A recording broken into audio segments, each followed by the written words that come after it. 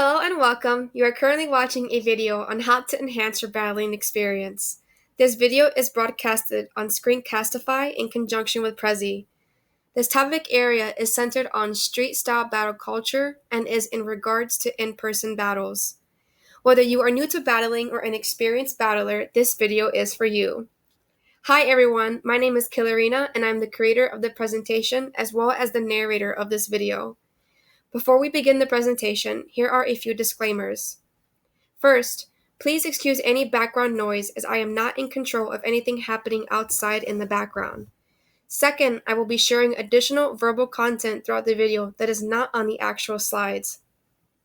With that said, I would encourage you to keep the audio on for the full learning experience. If you would like to opt out of the audio learning experience, please feel free to mute the video. Lastly, the presentation is based on my overall observations and experience as a battler attending various battling events over the past 3 years. Please don't take anything personal as I am just sharing my insights with you. Thank you for tuning in, enjoy the presentation, and now let's move forward with the slides. Here's what to consider pre, during, and post-battle in 10 steps. Pre-battle, number 1. Research and asking questions. Before attending an event, make sure to research specific details regarding the overall event. Here are some basic things you can look up. Location and address, date and time of the event, how many days is the event, who are the hosts, MC, DJs, and judges. Additional items you can research include background on the judges. Where are they from? What crew are they in? What is their background and experience in dance? What are the judges looking for? Are there any rules? Are there any off-limit expectations from the judges, such as, is touching allowed? Doing this can give you insight into the judges' credibility and give you a better understanding of what to expect from the judges before you sign up. Are there any vendors? What kind are they? Like food, drinks, clothing, accessories, and more. What is the format of the battle? Is it 1v1, 2v2, 3v3, crew battle, exhibition, 7 to smoke, or a call-out battle? What is the style of the battle? Is it popping, whacking, crump, breaking, hip-hop, flexing, all-style, or more? What is the order of the battle? Is it prelims, top 32, top 16, top 8, top 4, finals, and if not, what is the order then? What is the admission charge? What is the spectator charge? What is the prize for the winner? And what are other incentives, such as cipher awards, video coverage, gear, and more? If none of these are addressed, it is up to you to reach out to the event coordinator and ask questions. Number 2, scheduling and management. Commitment. Make sure attending any event doesn't affect any other responsibilities. If it does, do remember there will always be another battle, so don't worry. Time management. Plan in advance. Don't wait until the day of the event. Planning in advance helps manage your time nicely and even grant you free time to even explore the state and city you are in. Having free time can give you the opportunity to enjoy your stay outside of the event as well, as you can use your free time to go take pictures, explore new sites, eat new foods, and capture great dance videos with the new and beautiful scenery to enjoy. Budgeting. When planning your trip to any event, make sure to consider all the expenses you'll need to cover to make the experience less stressful, such as the cost of transportation, food, gas, and if you're traveling out of state, you might need to look into different stays, such as hotels or Airbnbs. To help with expenses, you can also reach out to those you know in the area. And if you do know folks, let them know ahead of time so that they can prepare for your arrival. Traveling in groups also makes covering expenses a lot easier. So see what your friends are up to and travel together. Number 3, training and readiness. Specific areas to focus on when training are physical. This is the time to take care of your physical needs like eating, sleeping, training, and labbing patterns. Make sure to establish a routine that best suits your physical needs. Mental. This is the time to mentally prepare yourself for possible situations and encounters that may be stressful for you at these events, such as maybe seeing individuals you don't get along with, dancers telling you that you're trash to your face, and much more. Mentally preparing yourself for possible stressful situations will make you a stronger battler and enhance your battling experience. Understanding that these kinds of encounters are out of your control will help you train your mindset to become unbothered, no matter what encounter you'll have. Lastly, make sure you come with a winning attitude and mindset. When you create a positive mental atmosphere, even when facing loss, you can always take a win out of any experience. Doing this is a winning mentality and is very important to utilize in your battling experience and in your battle character. Emotional. Address any personal issues or stress factors that may distract you from your battling experience or staying in tune with your battle character. When you are able to overcome any form of difficulty, you are building resiliency. Staying calm emotionally, even when everything is being thrown your way, will help prevent your emotions to guide your behaviors and responses to any stressful and/or difficult situation.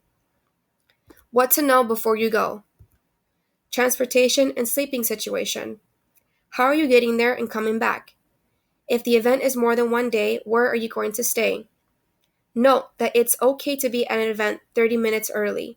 It gives you time to find parking, maybe get some food, and figure out where you need to be. During battle. Number 4, show up and show out.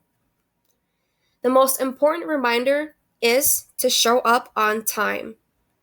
Make sure to bring any belongings such as water, food, shoes, chargers, any extra change of clothes, and anything else you need to make your experience better. Come in your best fit, whatever makes you feel great. For instance, check out Homie with the cool hat and the dope shades. Feel free to flex your crew, ensemble, and our personal gear and merch. Let folks know a little bit about yourself through your fashion and style. Number 5, the 3 A's. Announce. Announcing yourself is when you are presenting yourself to people and it demonstrates self-awareness. Make sure folks know how to say your battler name correctly. Don't be shy when you are called out to the floor. Making your presence known at a battle is very important. When you are meeting and introducing yourself to new people, say your battler name, crew, and where you're from. Speak for yourself and allow others to know who you are when you are not on the dance floor. Apply. Take everything you've been training for and preparing and put it all on the floor. Don't wait for a moment, be the moment. You don't need a green light to kill it on the dance floor. Just do it. Note that before you proceed and commit to your rounds, that you empty everything from your pockets. I can't emphasize enough how much having something fly out of your pockets takes away from your round. The attention and focus shifts from your dancing to whatever you dropped on the floor. So to avoid that, take a moment before you're called next to take anything off or put away that you know will create a distraction if it falls. Advocate. When something happens during battles that seems off or unfair, use your voice and utilize the power you have. Don't allow anything to happen to you without at least trying to advocate for yourself. This is the time to be selfish. Remember, the dancers are what makes the event, so if something is not right, call it out. For instance, if the DJ is playing a track that you want to restart before your turn, look at the DJ, raise your arm, and spin your index finger around to indicate you want the song to restart. If the DJ is playing a garbage track and you want it to change, look at the DJ, raise your arm, wave your index finger side to side while shaking your head no. These are good examples of advocating for yourself, but please note that it is not 100% guaranteed that it will follow suit. Number 6, take breaks and intermissions seriously. Take breaks and intermissions to handle all of your needs such as food, water, stretching, and or working on concepts. You can also take this time to ask any questions you have for the judges, and if not, hop in the ciphers. Don't just sit or stand around. Number 7, staying focused. Set yourself up for success by fewer distractions. Establishing a clear mind is very important. A clear mind can help maintain and strengthen your battle character. Doing this will also help you pay close attention to the event. Because we all know there's always that one person whose name gets called and they never seem to be around. Don't be that person. Pay attention and stay focused. Number 8, event feedback. Call out any form of BS that is directly from any poor management of the event. If you are spending money on an experience that is not completely given to you, speak up. It is your time and your money, and you won't get a refund for an awful experience. You could have not predicted or prepared for an awful event experience, as the management is not in your control.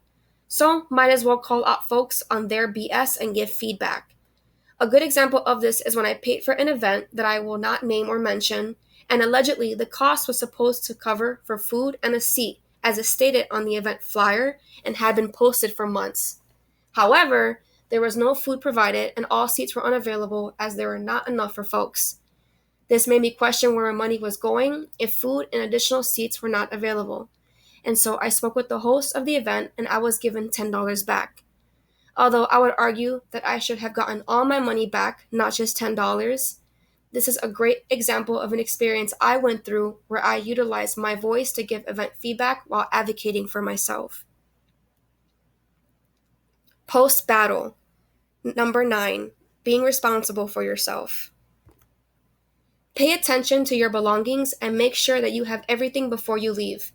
Don't forget anything dear to you.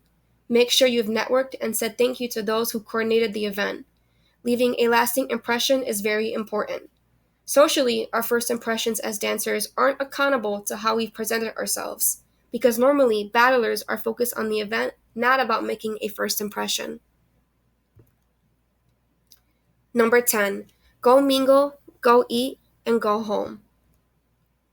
Now, this is the time to have personal, uninterrupted conversations with your friends and other dancers. Make sure to allow yourself a cool-down period after the event where you can eat, stretch, chill, and enjoy the rest of the evening, however that may be. That is it for the presentation. Thank you so much for watching How to Enhance Your Battling Experience. Feel free to leave comments down below letting me know what you think of the video. Was it informative? Did you enjoy the content? What would you like to see next? And who do you think I should collaborate with? If anyone has any questions or concerns, please feel free to direct message me on my Instagram account at _Killa_Rena_.